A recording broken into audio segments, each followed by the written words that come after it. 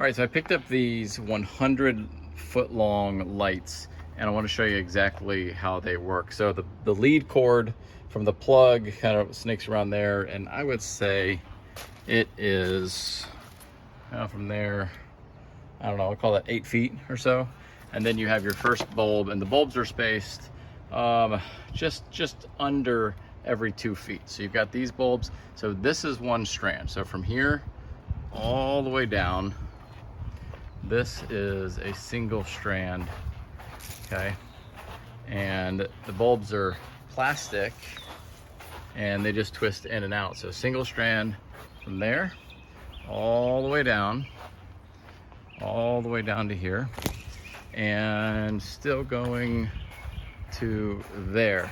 And so that's where your next connection is. And then you have another 8-foot cord, or I don't know, or so.